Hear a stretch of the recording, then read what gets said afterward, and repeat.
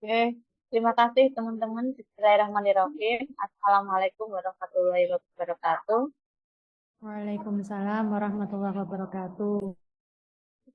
Terima kasih Ustadz Ustazah yang sudah meluangkan waktunya di sela-sela kesibukan panjenengan, ngajar dan sebagainya.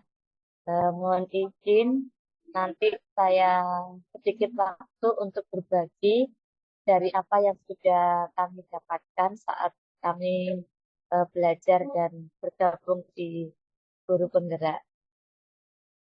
eh, Terkait dengan apa yang kami sampaikan tadi. Yang ingin kami sampaikan nanti tentang budaya positif yang mudah-mudahan nanti menjadi hal baik baru yang bisa kita lakukan meskipun sebenarnya eh, kita sudah melakukannya. Nggih.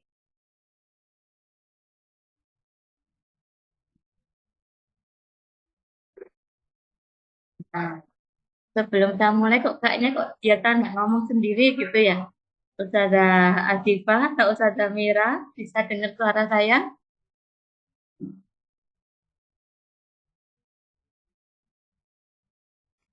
Oh, jempol. Oke. Oke, terima kasih Ustazah. Ini Ustazah, jadi di kegiatan guru penggerak kami di angkatan 7 itu sudah mendapatkan materi yang sangat bagus sehingga jika materi itu hanya untuk kita sendiri kayaknya eman gitu nggih. Jadi mohon izin saya menyampaikan materi atau bahan yang pernah saya dapatkan di teman-teman semuanya. Alangkah lebih baik, alangkah lebih bagus jika nanti kita sebagai guru bisa menerapkan materi yang sudah saya terima. Nah, materi apa yang saya terima, yang sudah saya tampilkan di layar panjenengan semuanya? Di sini ada budaya positif. Nah, apa sih budaya positif itu? Sebelum kita memahami tentang budaya positif itu, saya ingin tahu bagaimana respon panjenengan jika ada permasalahan seperti ini.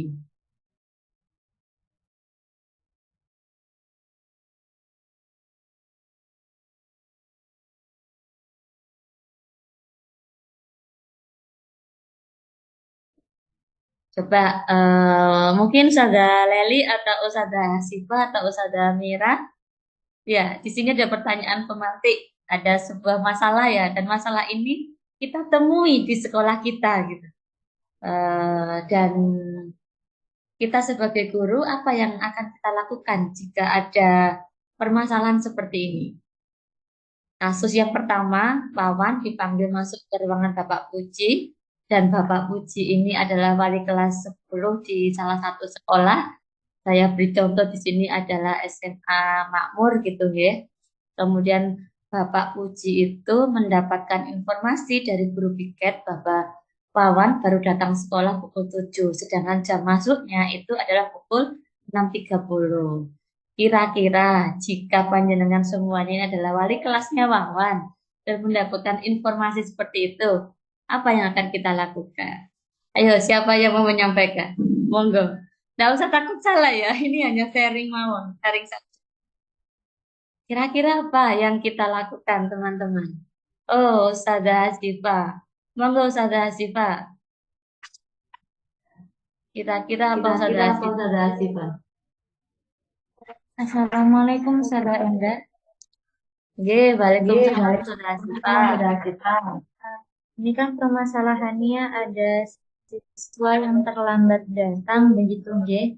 Sudah lewat 30 menit, lalu bagaimana penerapan kedisiplinan? Yang pertama, mungkin menanyakan identitas siswa, lalu alasan keterlambatan, lalu diberikan 30 menit tambahan jam pelajaran untuk mengganti keterlambatan siswa tersebut. Bisa dengan tugas yang berkaitan dengan pelajaran pada jam tersebut atau yang berhubungan dengan wali kelasnya. Itu mungkin Ustazah Endah. Oke, terima kasih Nggih, Ustazah. terima kasih. Nah, atau mungkin teman-teman yang lain ada yang itu mau menyampaikan juga pendapatnya. Bagaimana? Oke, oke. Kalau Ustazah Asy berarti anak-anak ini akan ditanya gitu ya, kenapa terlambat? Ada masalah apa gitu ya? Setelah tahu kendala-kendalanya baru diberikan sesuatu perlakuan gitu ya, ketambahan jam. Berarti pulangnya lebih sore lagi nih. Kasihan nanti yang jemput. Nah, oke, ini teman-teman yang ingin saya bagikan ke panjenengan semuanya. Jadi kita sebagai guru itu ada untuk menanggapi masalah tadi, ya tidak langsung saya itu ya kita diskusikan nanti diskusinya, oh ternyata harusnya seperti ini gitu kan ya menemukan materinya. Nah kita sebagai guru itu bisa berada di 5 posisi kontrol. Di antara 5 posisi kontrol itu kita juga eh, sewaktu-waktu berada di posisi mana gitu ya. Nah, 5 posisi kontrol ini merupakan suatu program disiplin positif yang berpusat pada guru. Nah, 5 posisi kontrol ini yang saya ambil dikembangkan oleh Jane Gosen dengan pendekatan restitusi. Nah, ada pertanyaan baru lagi. Apa sih restitusi itu gitu ya? Nah, ini disebut dengan posisi kontrol di mana guru perlu meninjau kembali penerapan disiplin di dalam ruang-ruang kelas mereka selama ini. Apakah telah efektif? Apakah sudah memerdekakan siswa dan memandirikan siswa? Kemudian bagaimana perlakuan kita kepada siswa dan mengapa?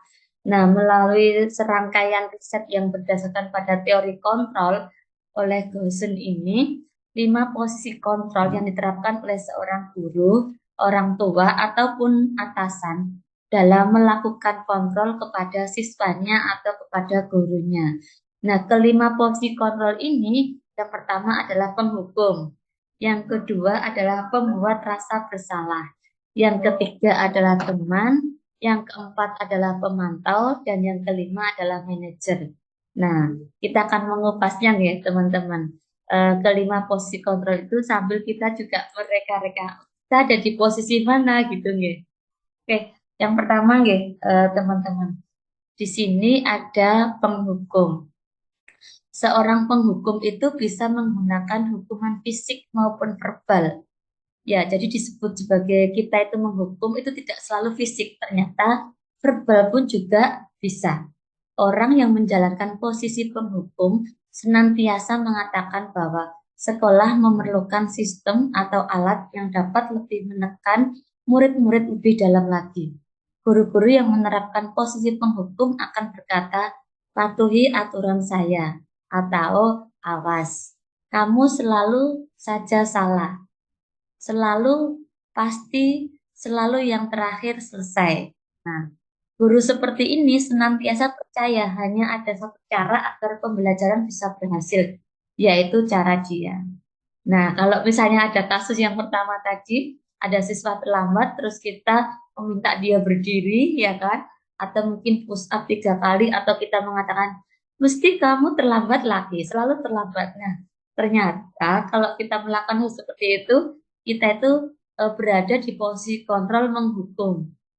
Nah, tidak hanya jenengan, teman-teman. Saya juga itu terkadang tidak sadar kita juga berada di posisi penghukum. Jika ada anak yang terlambat mengumpulkan tugasnya, tanpa kita tanya, kenapa mengumpulkan tugasnya terlambat, kita langsung mengurangi nilainya gitu kan ya. Nah, berarti itu kita berada di posisi kontrol.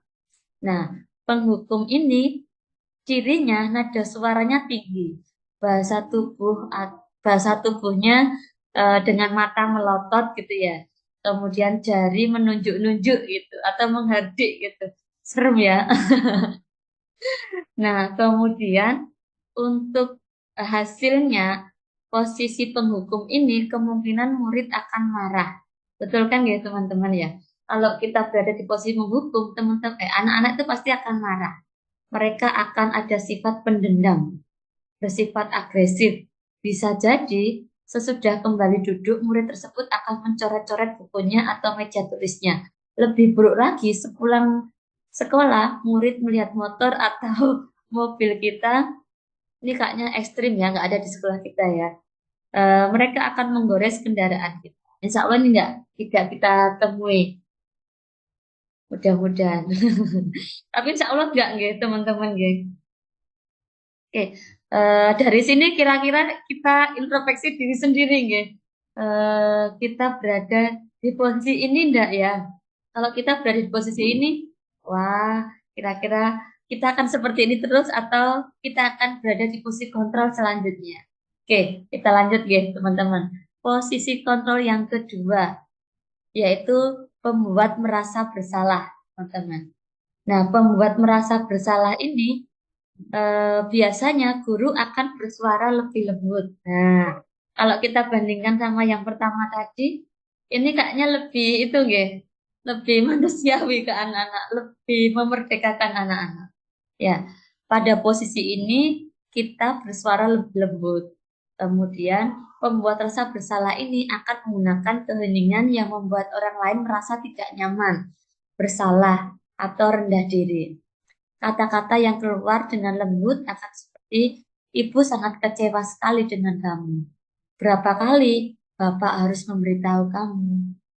Gimana coba kalau orang tua kamu tahu kamu berbuat begini?" Atau kita sebagai guru, "Coba kalau misalnya kamu ini loh ya diketahui oleh kepala sekolah, apa yang harus Ustazah sampaikan ke kepala sekolah?" Nah, itu adalah pembuat merasa bersalah. Terkadang kita masih berada di posisi itu. Iya enggak, teman-teman?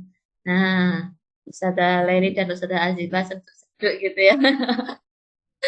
Nah, di posisi ini murid akan memiliki penilaian diri yang buruk. Dia akan merasa bersalah kan, ya? Sehingga dia akan mengalami menilai dirinya sendiri itu buruk. Murid merasa tidak berharga dan telah mengecewakan orang-orang yang ada disayanginya. Kalau melihat seperti ini kasihan ya teman-teman. Nanti jangan-jangan murid-murid kita nyampe rumah itu kepikiran gitu, atau jangan-jangan tidak ada gitu ya yang merasa bersalah gitu ya. Kemudian pembuat merasa bersalah ini ciri-cirinya nada suaranya memelas, halus, sedih gitu ya. Bahasa tubuhnya merapat pada anak gitu ya. Mendekat ke anak gitu ya. Kita merangkul anak-anak gitu ya. Nah, kemudian murid akan merasa bersalah. Bersalah telah mengecewakan ibu atau bapak gurunya. Murid akan merasa menjadi orang yang gagal dan tidak sanggup membahagiakan orang lain. Kendala dari sikap seperti ini lebih berbahaya lagi dari sikap menghukum karena emosinya tertekan apa di dalam. Kayak mereka itu tidak bisa menyampaikan ke orang lain gitu ya. Ditahan sama mereka.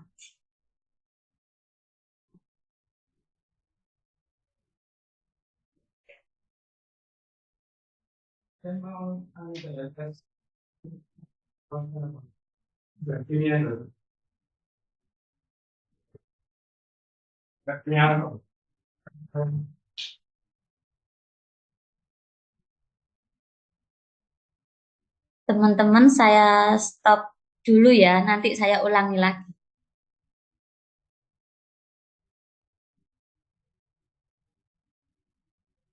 Ya, di posisi kedua ya teman-teman, pembuat merasa bersalah. Jadi kadang kita sebagai guru tidak sadar eh, kalau ada anak yang melakukan kurang disiplin itu, kita itu seolah-olah mengatakan kalimat yang itu membuat anak-anak itu merasa bersalah. Nah, ternyata efeknya pembuat merasa bersalah ini lebih jauh lebih itu ya daripada lebih bahaya daripada yang sikap penghukum karena dengan pembuat merasa bersalah ini anak-anak merasa emosinya itu tertekan gitu nih, tidak bisa diluapkan. Nah, kita juga berpikir ya teman-teman ya, apakah kita selama menjadi guru ini berada di posisi kontrol pembuat merasa bersalah. Oke, mungkin ada pertanyaan teman-teman dari sini. Belum nggih? Sada Mira atau Pak Sen atau Bu Eni? Nggak ada nggih. Oke, Sudah kita paham, Bu lanjutkan. Enda, Oke, sementara. nggih. Terima kasih Pak Sen. Oke, yang ketiga teman-teman, yang ketiga itu posisi kontrolnya teman. Nah, pada posisi ini tidak akan menyakiti murid karena memang kita berada di posisi teman ya. Karena kita tidak menyakiti murid, tetapi eh, kita tetap berupaya mengontrol murid melalui persuasi. Jadi bahasanya sudah kita perhalus lagi. Tapi perhalusnya tidak seperti yang tadi merasa bersalah. Pada posisi teman, guru bisa negatif ataupun positif. Positif di sini berupa hubungan baik yang terjalin antara guru dan murid. Karena kita berada di posisi teman, kita menggunakan hubungan baik dan humor untuk mempengaruhi seseorang. Di posisi teman ini kita akan mengatakan, ayo bantulah demi Bapak ya. Ya sudah, kali ini tidak apa-apa. Nanti Ibu bantu bereskan. Nanti Ibu bantu bereskan. Nah, dengan kalimat seperti ini, kita positif gitu ya. Kita berada di posisi teman yang eh, sepertinya seolah-olah kita berada di posisi yang kedua tadi ya teman-teman. Apa tadi posisi kedua?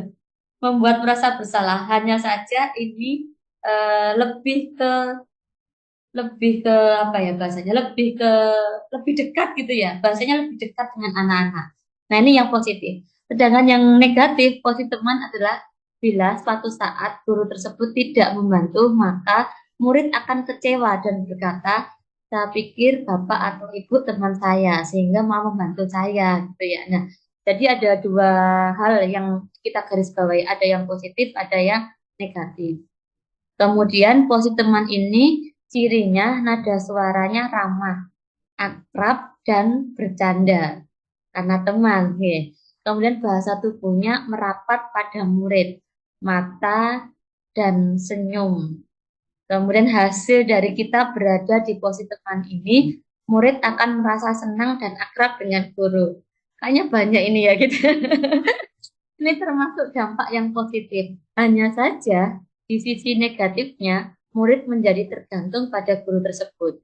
Jika ada masalah, dia merasa bisa mengandalkan guru tersebut untuk membantunya. Nah, akibat lain dari posisi teman ini, kita hanya akan berbuat sesuatu bila ada yang menyuruh, dan yang menyuruh adalah guru tersebut. Bila yang menyuruh guru lain, maka siswa tersebut tidak akan mengikutinya karena dia hanya merasa guru yang tadi itu yang menjadi temannya, sedangkan guru lain tidak, sehingga dia hanya akan melakukan hanya ke guru tadi. Gitu. Gimana teman-teman? Berpikir ya, apakah kita berada di posisi ini gitu? Dari ketiga posisi tadi, menghukum, kemudian merasa bersalah, kemudian teman. Nah, kayaknya kita lebih banyak beberapa juga di posisi ini nggih daripada yang menghukum mungkin ya. Berarti lebih bagus teman-teman daripada yang menghukum tadi. Saya lanjutkan ya teman-teman. Yang keempat, nah ini yang pemantau. Memantau berarti mengawasi, ngoten kan nggih. Pada saat kita mengawasi, kita bertanggung jawab atas perilaku orang yang kita awasi. Posisi pemantau ini berdasarkan pada peraturan-peraturan dan konsekuensi. Ada peraturan, ada konsekuensi kan ya. Dengan menggunakan sanksi atau konsekuensi. Kita dapat memisahkan hubungan pribadi kita dengan murid sebagai seseorang yang menjalankan posisi pemantau. Pertanyaan yang diajukan seseorang pemantau, contohnya, peraturannya apa? Apa yang telah kamu lakukan? Sanksi atau konsekuensinya apa? Nah, sering ya kalau ada anak misalnya mengumpulkan tugasnya terlambat atau siswa terlambat datang ke sekolah atau siswa yang terlambat masuk ke kelas, mesti kita menanyakan konsekuensinya apa gitu kalau kamu terlambat. Konsekuensinya apa kalau kamu terlambat mengumpulkan tugas? Misalnya kita mengurangi nilainya gitu kan ya. Nah, itu berarti kita berada di posisi pemantau. Seorang pemantau ini sangat mengandalkan penghitungan catatan data yang dapat digunakan sebagai bukti atas perilaku seseorang. Berarti kalau ada anak terlambat mengumpulkan tugas, ada anak datang terlambat, itu kita tulis gitu ya. Terus kalau dia terlambat lagi, kalau dia hadir tidak tepat waktu lagi, kita menyampaikan data-data kita. Kok saya juga mikir diri saya sendiri ya teman-teman. Posisi ini akan menggunakan stiker slip catatan daftar cek. Posisi pemantau sendiri berawal dari teori stimulus kemudian respon yang menunjukkan tanggung jawab guru dalam mengontrol murid. Pemantau ini cirinya nada suara datar, bahasa tubuh yang formal. Hasil dari posisi pemantau ini, murid memahami konsekuensi yang harus dijalankan karena telah melanggar salah satu peraturan sekolah. Guru tidak menunjukkan suatu emosi yang berlebihan, menjadi marah atau membuat merasa bersalah. Murid tetap dibuat tidak nyaman, yaitu dengan harus tinggal kelas pada waktu jam istirahat dan mengerjakan tugas seperti tadi. Bu Aziba, nah Bu Aziba yang mikir kira-kira Bu Aziba tadi berada di posisi pemantau atau pembuat merasa bersalah atau menghukum, kayaknya Bu Aziba mengangguk-anggukkan kepala. Oke, ini posisi yang keempat, yang kelima, teman-teman yang terakhir, ini adalah posisi manajer. Di posisi manajer ini, di mana guru berbuat sesuatu bersama dengan murid, mempersiapkan murid, mempertanggungjawabkan perilakunya, mendukung murid agar dapat menemukan solusi atas permasalahannya sendiri. Seorang manajer telah memiliki keterampilan di posisi teman maupun pemantau. Dan demikian bisa jadi di waktu-waktu tertentu seorang manajer ini bisa berada di teman, kemudian pemantau gitu nggih. Jadi tidak selalu teman, tidak selalu pemantau, tetapi dia juga bisa menggunakan keduanya di saat yang dibutuhkan. Ya, mandiri dan bertanggung jawab. Kemudian kita juga perlu mengacu kepada restitusi. Nah, apa sih restitusi itu? Nanti juga akan kita bahas ya. Mandiri dan bertanggung jawab, maka kita perlu mengacu kepada restitusi yang dapat menjadikan murid kita seorang manajer bagi dirinya sendiri. Seorang manajer akan berkata apa yang kita yakini. Nah, berarti sudah ada keyakinan kelak. Jika kamu meyakininya, apakah kamu bersedia memperbaikinya? Tugas seorang manajer bukan untuk mengatur perilaku seseorang. Kita membimbing murid untuk dapat mengatur dirinya. Seorang manajer bukannya memisahkan murid dari kelompoknya, tetapi mengendalikan murid tersebut ke kelompoknya dengan lebih baik dan kuat. Fokus pada murid, bukan untuk membahagiakan guru atau orang tua. Murid sudah mengetahui adanya suatu masalah dan suatu masalah itu perlu terjadi, dan setelah terjadi maka dia mencari solusinya. Itu ya. Nah, dari kelima tadi teman-teman, kita seringnya menggunakan yang mana ini? Boleh diskusi sedikit teman-teman, kita lanjutkan. Monggo teman-teman, mungkin ada. Ada Mira, Bu Mira, atau Bu Eni, atau Bu Azifa. Oh, Pak Zen, Pak Zen. Monggo Pak Zen, monggo. Oke, makasih kesempatannya Ustazah Enda. Mohon maaf, saya baru bergabung. Penjelasannya Bu Enda tadi saya cukup mengikuti ya. Cuma dari 5 posisi itu, apakah kita harus di posisi manajer ini Bu Enda? Apakah sewaktu-waktu kita boleh di posisi menghukum, atau di posisi yang lain, atau di kondisi tertentu kita di posisi tertentu? Terima kasih Bu Enda. Oke, terima kasih Pak Sen pertanyaannya. Ya, tadi juga saya sudah menyampaikan Pak Sen, kalau kita sudah di posisi manajer itu, kita bisa tahu kapan kita itu bisa menjadi posisi pemantau atau berada di posisi teman, Pak Sen. Jadi tidak selalu kita itu berada di pemantau terus gitu ya, atau merasa bersalah, atau kalau merasa bersalah mungkin kita menghindari ya Pak Sen ya. Tapi kalau kita sudah berada di posisi manajer ini, kita bisa sewaktu-waktu itu berada di posisi teman atau pemantau Pak Sen. Gitu. Ngoten nggih Pak Sen nggih. Karena namanya manajer ya, berarti manajer itu bisa mengelola eh, sesuatu hal. Nah, sama dengan di posisi kontrol ini. Kalau kita sudah berada di posisi manajer ini, kita sudah bisa kapan kita akan melakukan posisi teman ataupun pemantau. Seperti itu. Kayaknya kalau hanya di posisi satu gitu juga enggak enak kayaknya ya, hidupnya ya Pak Zen ya. Kayaknya lurus gitu ya. Nah, kita bisa seling-seling. Itu Pak Zen. Mestinya Pak Zen juga lebih paham ini ya. Monggo, ada lagi atau boleh nih?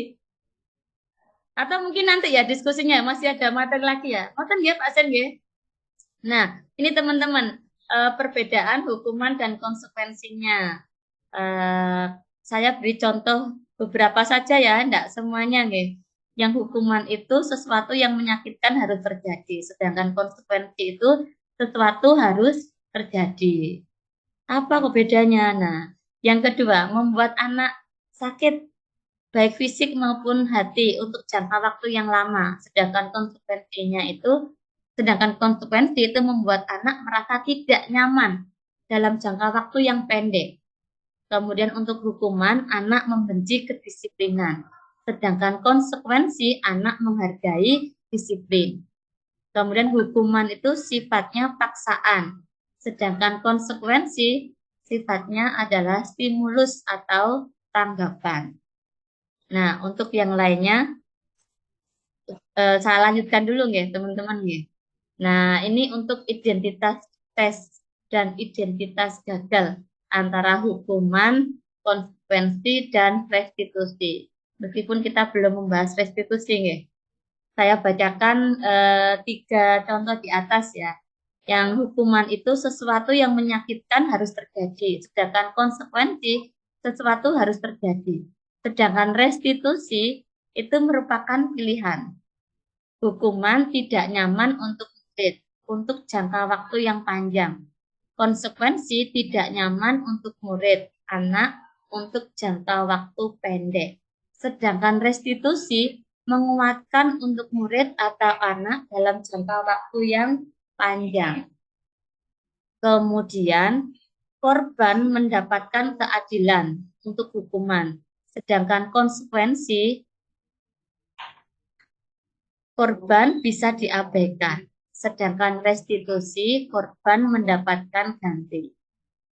Satu lagi ya, kalau hukuman murid akan tersakiti, sedangkan konsekuensi murid atau anak dibuat tidak nyaman, sedangkan restitusi murid atau siswa mendapatkan penguatan. Oke, nah karena kita tadi sudah membahas hukuman, konsekuensi, dan restitusi, sekarang apa sih sebenarnya restitusi itu gitu ya? Nah, restitusi itu adalah suatu proses menciptakan kondisi bagi murid untuk memperbaiki kesalahan mereka, sehingga mereka bisa kembali pada kelompok mereka dengan karakter yang lebih kuat. Restitusi juga merupakan proses kolaboratif yang mengajarkan murid untuk mencari solusi dari suatu masalah dan membantu murid berpikir tentang orang seperti apa yang mereka ingin dan menjadi tujuan apa mereka dan bagaimana mereka harus memperlakukan orang lain. Ini yang dimaksud dengan restitusi, teman-teman. Nah, di restitusi ini ada ciri-cirinya. Yang pertama, bukan untuk menebus kesalahan, namun untuk belajar dari kesalahan. Memperbaiki hubungan. Tawaran bukan paksaan. Restitusi menuntun untuk melihat ke dalam diri.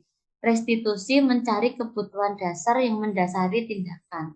Restitusi diri adalah cara yang paling baik. Restitusi fokus pada karakter bukan tindakan. Restitusi fokus pada solusi. Restitusi mengembalikan murid yang berbuat salah pada kelompoknya.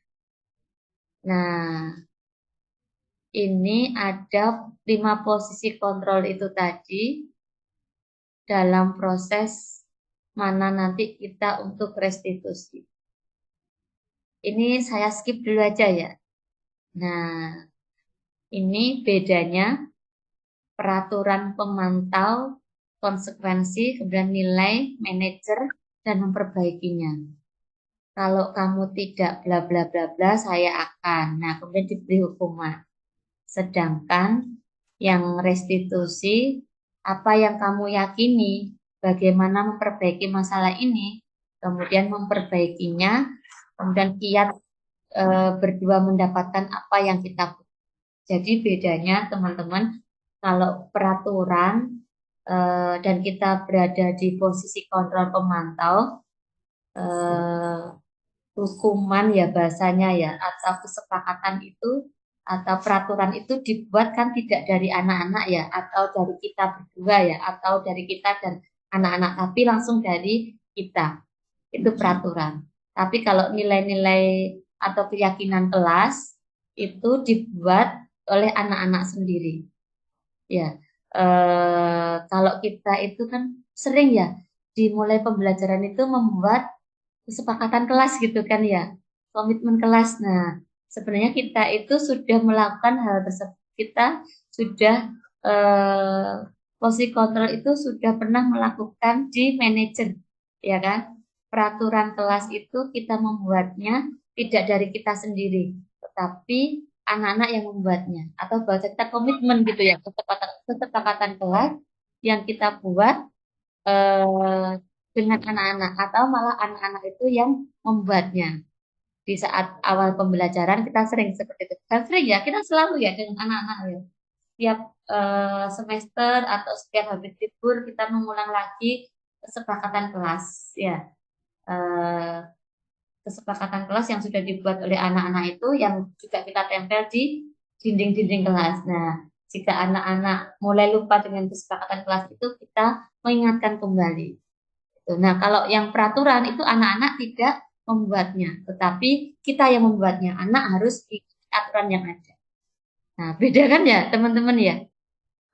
Oke, saya lanjutkan ya, teman-teman. Untuk segitiga restitusi. Nah, kalau tadi pengertian restitusi, kita sekarang ke segitiga restitusi. Ada menstabilkan identitas, kemudian validasi kebutuhan, dan meyakinkan, menanyakan keyakinan. Kita mulai dari menstabilkan identitas. Jadi kalau tadi kasus pertama nih, Bu Azifa tadi ada anak yang terlambat masuk sekolah. Contohnya kita sebagai wali kelas, kita dapat informasi dari guru piket gitu ya, bahwa anak kita tadi datangnya terlambat, jam 7 baru datang. Padahal eh, kita masuknya setengah 7. Nah, tadi Bu Asifah menyampaikannya sudah bagus ya, tidak langsung menghukumnya. Berarti tadi Bu Asifah tidak berada di posisi kontrol ya, Bu Asifah ya. Bu Asifah tadi memanggil anaknya, menanyakan kenapa eh, kamu terlambat gitu kan ya. Nah, kalau kita lihat di segitiga restitusi ini, yang pertama menstabilkan identitas.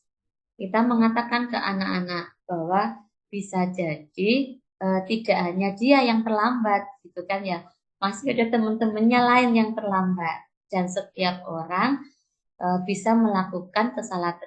Setiap orang bisa terlambat, termasuk juga kita atau saya gitu kan ya, ke anak tersebut. Menyampaikannya seperti itu. Jadi tidak hanya dia saja yang terlambat, bisa jadi kita sebagai guru juga terlambat atau temennya juga bisa jadi temenmu juga terlambat kan ya. Nah, eh, kita juga bahasanya memujinya ya. Sudah bagus kamu mau datang, tetap mau datang ke sekolah meskipun terlambat gitu. Nah, itu pada posisi menstabilkan identitas. Setelah posisi menstabilkan identitas, kita lanjut ke validasi kebutuhan. Kita menanyakan, kamu tentu punya alasan mengapa melakukan itu gitu kan ya. Kamu pasti punya alasan kenapa kamu terlambat. Kita tanya gitu kan. Kira-kira ada cara yang lebih efektif nggak untuk mendapatkan agar kamu tidak terlambat gitu kan ya. Nah, kita tanyakan seperti itu. Sepertinya teman-teman di sini semuanya sudah seperti itu kan, Ge? Termasuk guru piket pun juga seperti itu. Kemudian kita kembalikan lagi, ayo masih ingat ya dengan keyakinan kelas atau budaya positif yang sudah kita sepakati gitu ya. Masih ingat ya, kita tanyakan seperti itu. Pasti anaknya akan menjawab, iya Ustazah ingat gitu ya. Tapi bisa jadi ada anak juga ya yang menjawab, enggak ingat Ustazah, apa Ustazah gitu ya. Nah, kemudian kita kembalikan ke anak tersebut di menanyakan keyakinan itu. Kamu ingin menjadi orang seperti apa gitu. Kalau terlambat terus, kira-kira gimana? Bisa nggak? Nah, kira-kira hal baik apa yang bisa dilakukan oleh anak yang terlambat tersebut agar tidak terlambat lagi. Nah, ini namanya segitiga restitusi, teman-teman. Jadi kalau ada anak yang terlambat, ada anak yang mungkin tidur di kelas dan sebagainya, eh, kita bisa memanggilnya gitu kan ya, kita mengajak diskusinya dengan tiga tahapan ini. Menstabilkan identitas, validasi kebutuhan, dan menanyakan keyakinan. Nah, dengan ketiga hal ini permasalahan dari anak dan solusi juga dari anak. Nah, dengan cara seperti itu anak-anak akan berpikir ya, akan berpikir mencari solusi apa yang akan dilakukan agar tidak melakukan kesalahan itu. Dengan dia mencari solusi sendiri, kemungkinan besar anak itu tidak akan mengulangi kesalahan-kesalahan. Ngoten teman-teman. Monggo jika ada yang mau didiskusikan. Bu Leli, ada yang mau ditanyakan? Atau Bu Mira?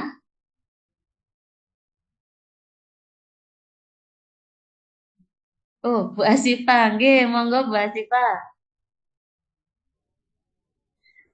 Permisi tanya Ustazah, jika kita sudah melakukan interaksi dengan anak yang perlu menerima konsekuensi secara urut melalui segitiga restitusi ini, namun siswa ini masih mengulang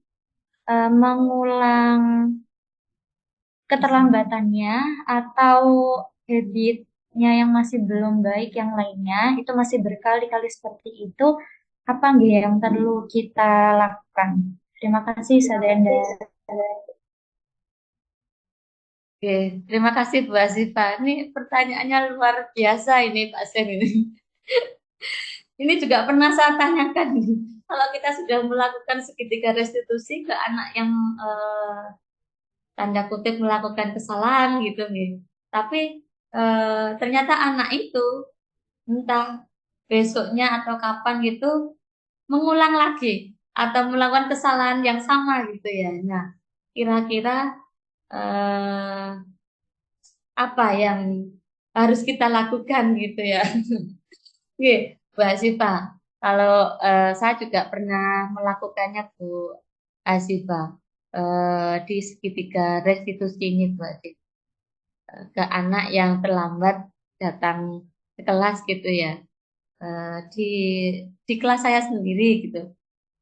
Di hari di dalam satu minggu itu dia sudah terlambat dua kali. Otomatis kan memang di sekolah kita kalau ada anak terlambat dua kali kan orang tua dipanggil gitu ya. Anaknya diajak diskusi untuk mencari solusi gitu nih. Nah, anak ini juga sudah saya upayakan untuk ini menstabilkan identitas. Saya tanya kenapa dia terlambat gitu kan ya. Kemudian saya juga menanyakan kira-kira apa solusi dari anak itu untuk tidak mengulangi keterlambatannya gitu ya. Saya juga menyampaikan bahwa keterlambatan bisa jadi tidak hanya dia, tapi juga saya atau teman-temannya gitu kan. Tapi kita punya keyakinan yang harus kita ingat gitu. Dan anaknya juga mencari solusinya. Oh, anu saya mau bangun lebih pagi lagi gitu, biar nanti datanya tidak terlambat. Besoknya dia nggak terlambat, Saudara Adit. Dan ternyata 3 hari kemudian dia itu terlambat. Dia mengulang lagi meskipun sudah restitusi gitu ya. Tidak apa-apa, kita melakukan restitusi lah. Jadi belum tentu kita melakukan sekali restitusi itu akan berhasil. Dia tidak akan mengulangi kesalahan yang sama gitu kan ya, Mbak Asifa. Tapi bisa jadi dia akan mengulang kekeliruan yang sama atau kesalahan yang sama. Tidak apa-apa. Kita restitusi lagi gitu. Jadi sebagai manajer, posisi control manager, kita tidak lelah untuk mengingatkan dan mengingatkan lagi siswa-siswa kita. Itu Bu Asif.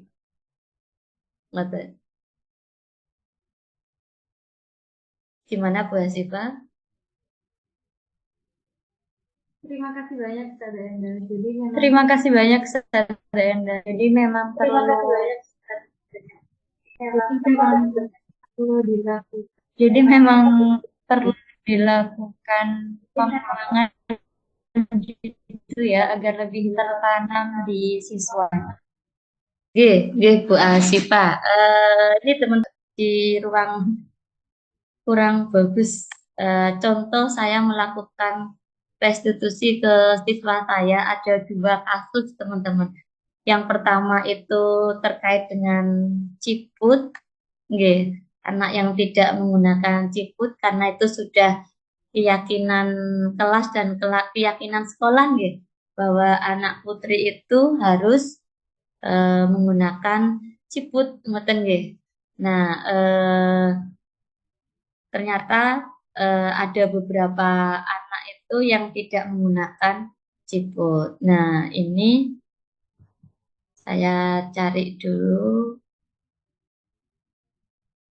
contoh restitusi yang pernah saya lakukan ke anak-anak. Nah, ini teman-teman ya, contoh yang pernah saya lakukan, tapi videonya agak rame karena waktu itu masih di dalam kelas.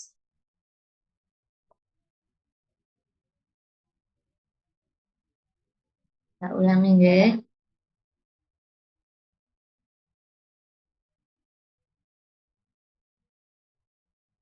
Bentar nggih.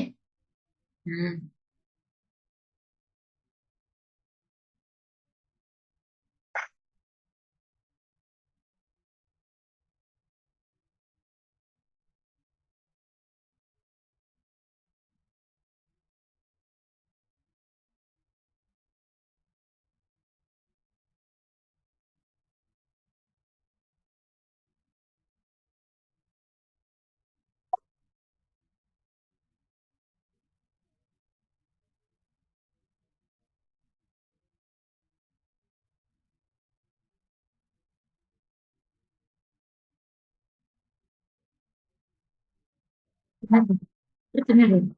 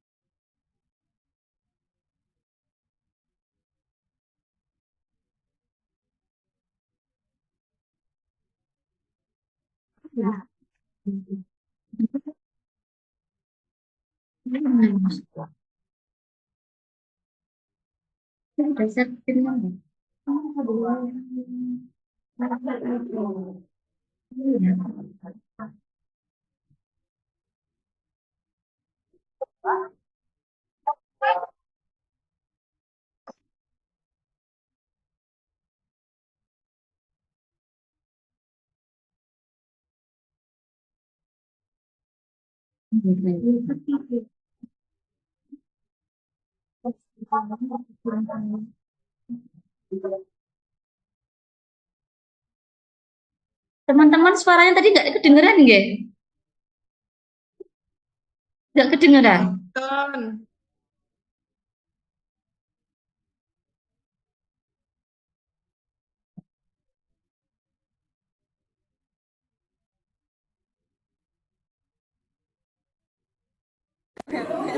Iya. Kira-kira apa yang mau dilakukan?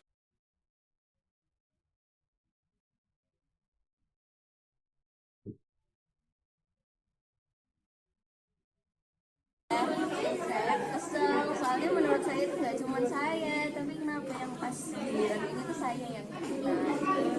Lancar ya, kalau kesel ya, karena ditekan temennya gitu ya.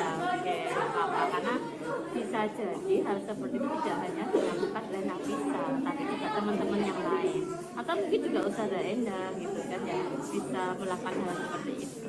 Tapi kira-kira menurut Nafisa itu sesuai nggak dengan keyakinan kelas kita? Sebenarnya emang salah, saya nggak sesuai sama ketentuannya.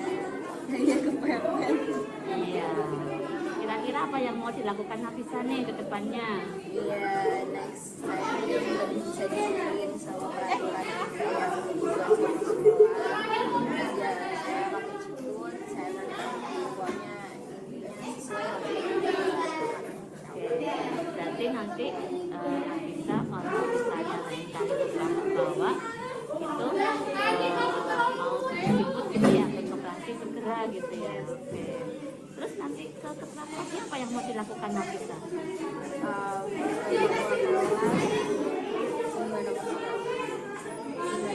Mungkin mau minta maaf kah, atau mau gimana kah, karena nanti agak kesel gitu sudah diingetin.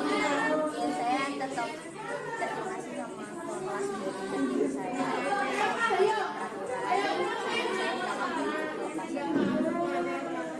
Terima kasih Nafisa, mudah-mudahan nanti ke depannya Nafisa bisa lebih baik lagi ya. Boleh tanya Ustazah? Oh enggak, boleh Bu Mira, monggo.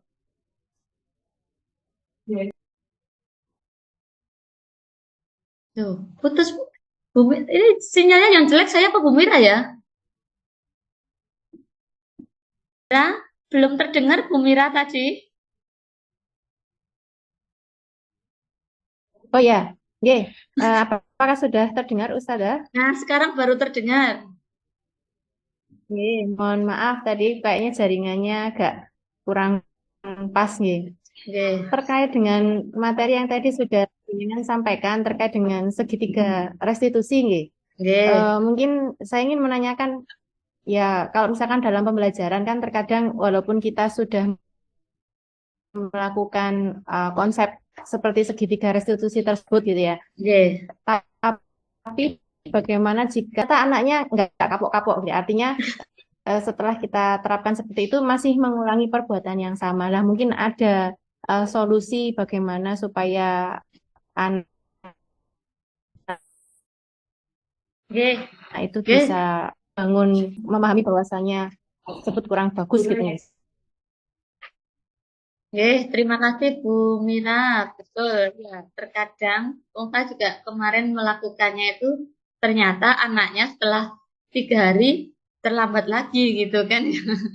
Kita sudah melakukan segitiga restitusi tapi anak itu masih mengulangi kesalahan yang sama ngoten kan nggih.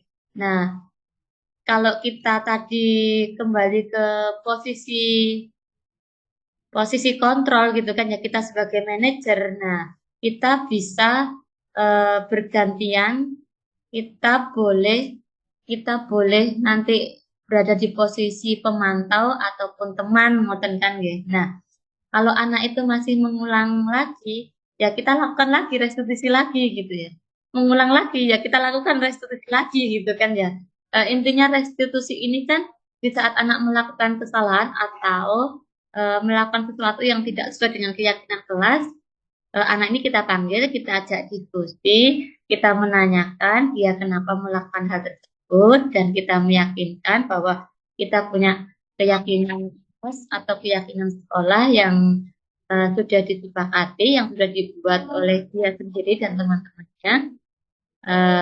Kalau melakukan sesuatu yang tidak sesuai dengan keyakinan kelas itu, maka dia sendiri juga yang harus mencari solusinya. Apa yang akan dia lakukan untuk tidak mengulangi lagi, ngoten kan gitu. Nah, kalau dia masih melakukan lagi, ya kita ajak lagi diskusi lagi, kita ajak lagi diskusi lagi untuk mencari solusinya. Dia melakukan lagi besoknya gitu ya, ya kita ajak diskusi lagi gitu kan ya. Nah, itulah tugas kita di saat kita sebagai manajer gitu kan ya.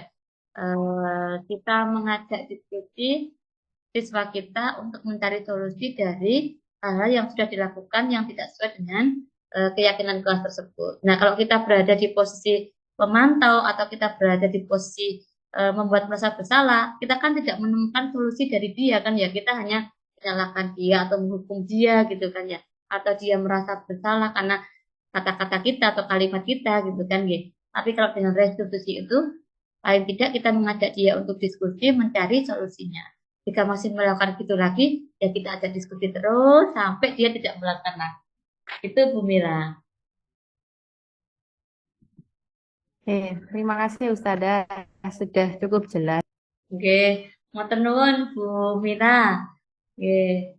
Terima kasih ya teman-teman waktunya. Sepertinya sudah kurang lebih 1 jam tadi. Saya sudah meminta waktunya dengan 1 jam.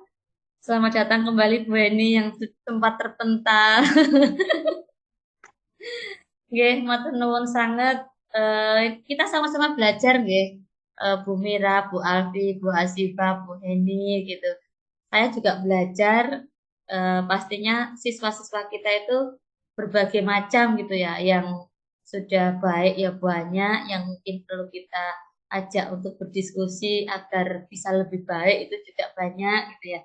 Kita sebagai guru tidak henti-hentinya untuk menciptakan budaya positif. Nah, maksudnya di sini budaya positifnya adalah ketika anak tersebut sudah mengetahui keyakinan kelas yang kita buat, kalau mereka melakukan kesalahan, kita ajak diskusi untuk mencari solusi, sehingga anak-anak itu merasa nyaman ada di sekolah ini, tidak merasa takut.